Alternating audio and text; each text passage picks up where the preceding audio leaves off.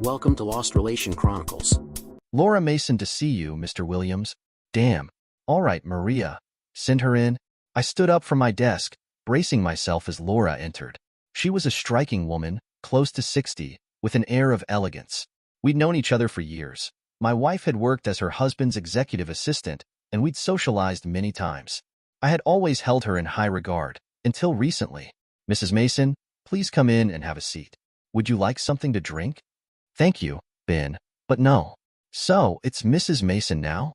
To my understanding, you've been Mrs. Mason for over 30 years. Yes, but that's not what I meant. For the past 8 years, you've called me Laura, and now it's back to Mrs. Mason?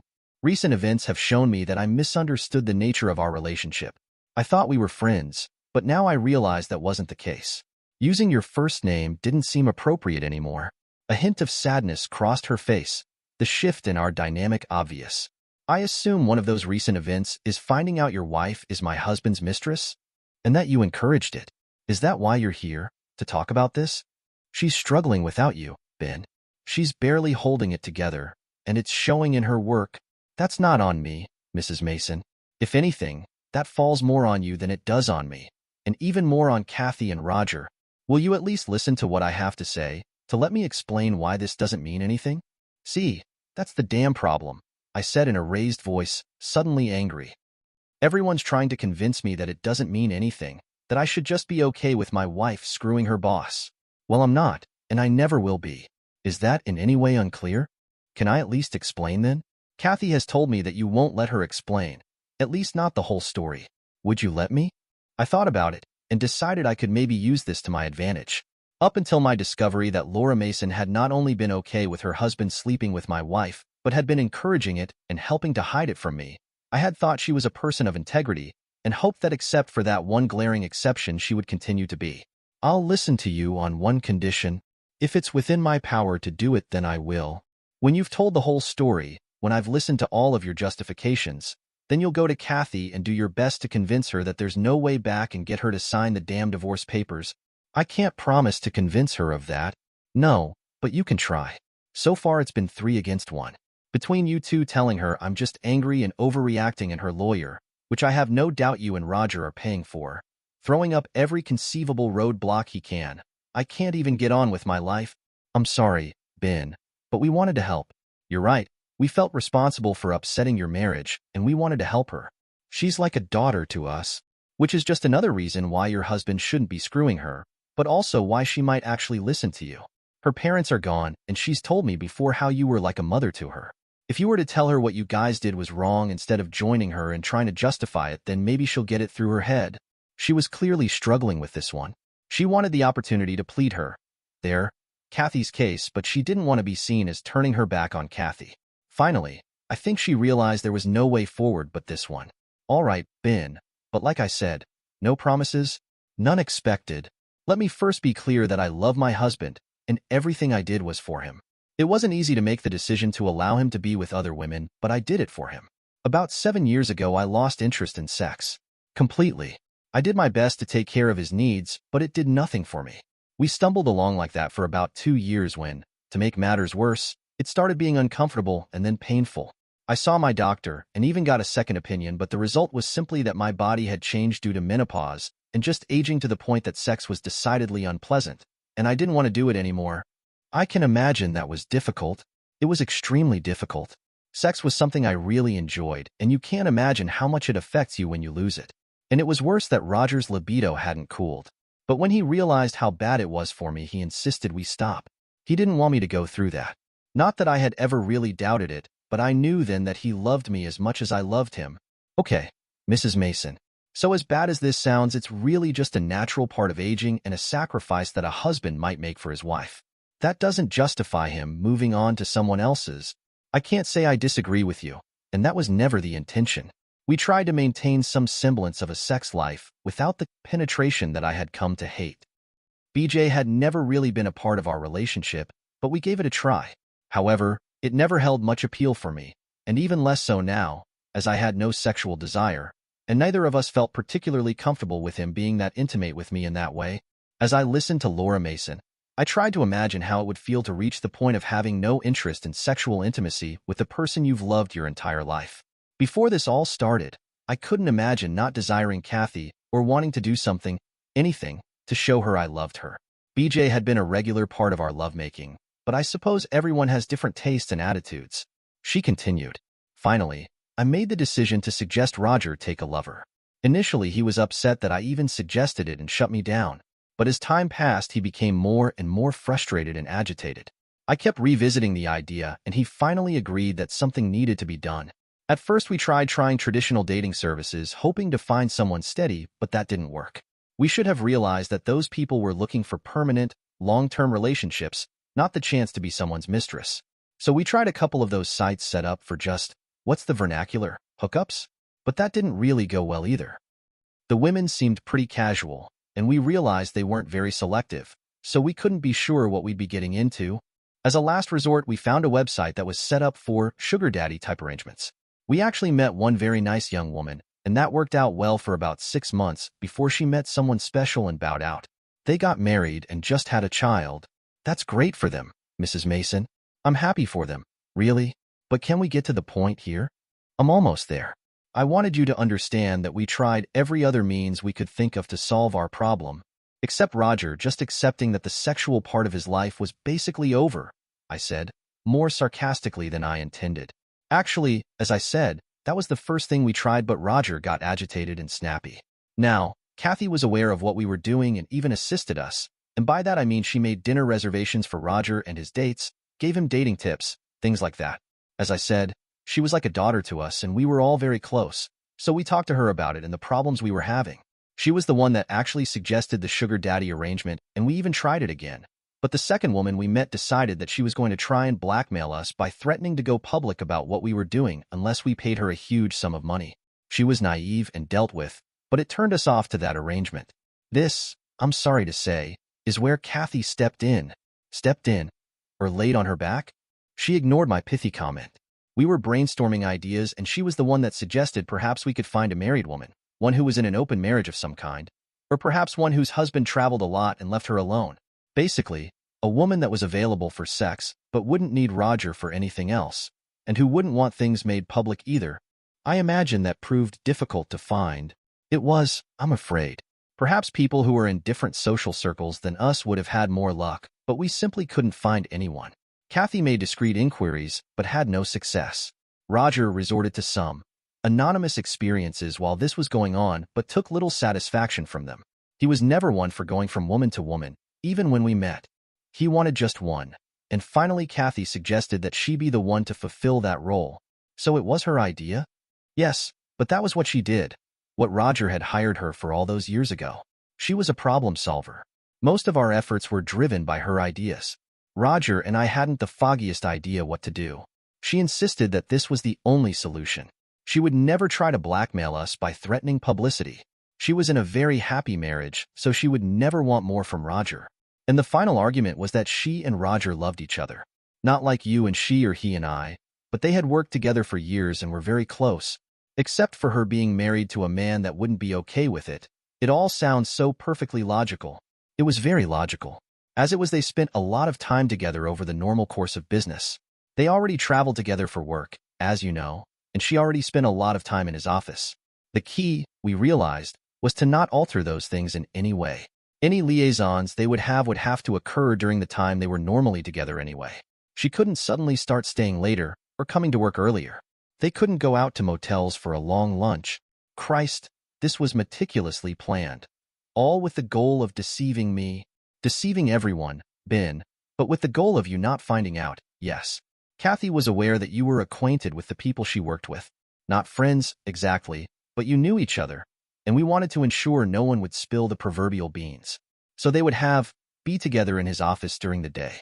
When they traveled, they still booked 2 rooms, but she would often spend the evening in his.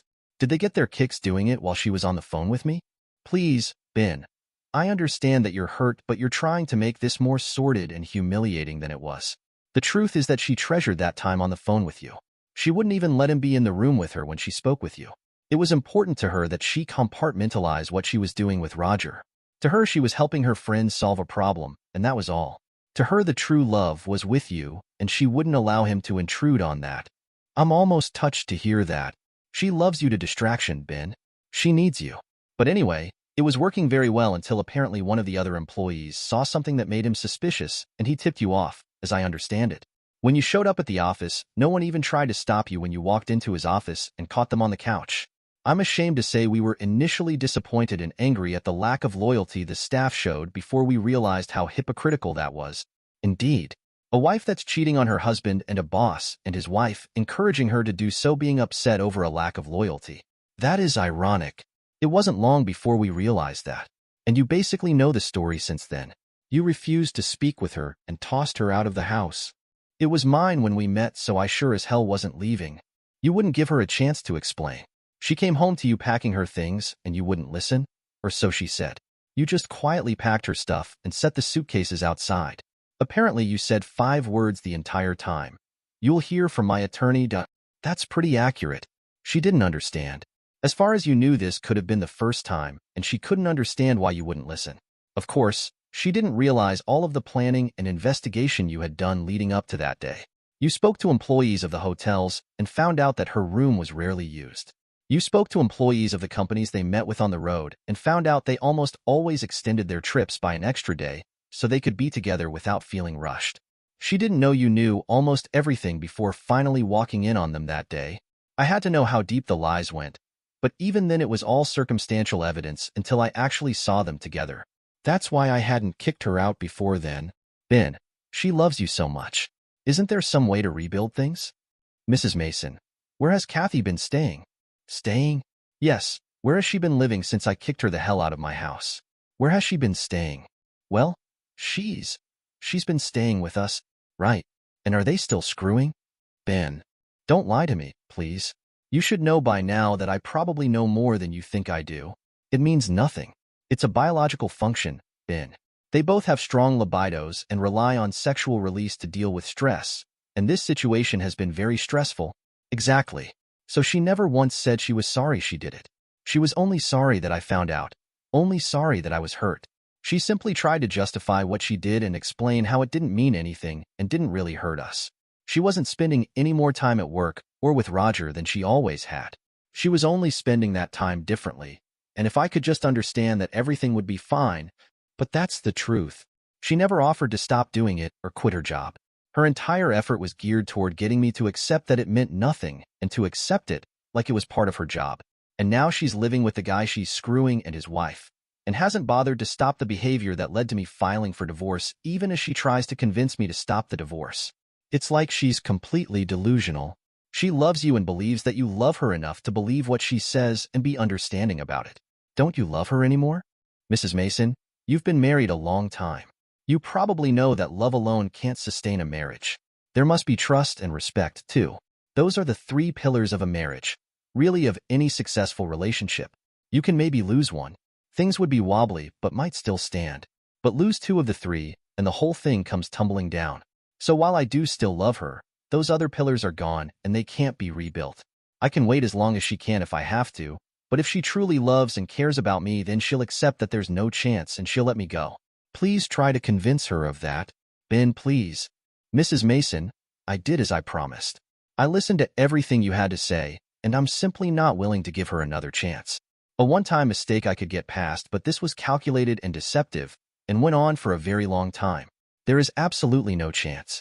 I expect you to keep your promise to me. I'm sorry things have worked out like this, Ben. It was never our intention to split you 2 up. She loves you more than I can express, and losing you for good will be positively devastating. But I will keep my promise. I suppose it's the very least I can do. She stood up and I did the same. I escorted her to the front door of the building. I think she had hoped for a hug of some kind, but had to settle for a handshake. Thank you for listening, Ben. At least I can tell her you know the truth. The truth as she sees it anyway, I responded. She smiled and gave me a little nod before turning and leaving. I hoped this would be the final hill to climb and that things would finally go smoothly from here, but I wasn't optimistic. I returned to my office and closed the door, burying my face in my hands. I wasn't crying exactly, but I did have that hazy feeling you get in your head when you're about to. Despite the relative calm I had maintained while talking to Laura Mason, The entire conversation had been an emotional roller coaster, and I was suddenly exhausted. My reverie was broken by the door opening. "Everything all right, Ben?" I looked up at Maria, our departmental assistant, who was about 5 years younger than me. She had a curvy figure and long, straight blonde hair, usually pulled back in a ponytail. On the occasions we got close, she'd sometimes let it fall around me, knowing how much I enjoyed it. "I'll be okay." That was the a-hole's wife. She wanted to explain. When she gave me her name, I figured that's who she was. "She tried to convince you to take Kathy back?" "Of course. But she used the same tack that Kathy tried. It didn't mean anything. You didn't lose anything. So where's the harm? She promised to try and get Kathy to sign. We still on for tonight, or was it too much? I can call my folks and reschedule." "No way. I've been dying to meet your parents, and I'm not waiting any longer. I'll be fine." She came over and settled onto my lap, giving me a gentle kiss. My hand drifted to her left side, and I stroked her softly until I felt her respond. "Better stop that, unless you're ready to take me right here on the floor." "Don't tempt me," I replied, smiling. "Do you think she'll have any luck getting Kathy to sign the papers?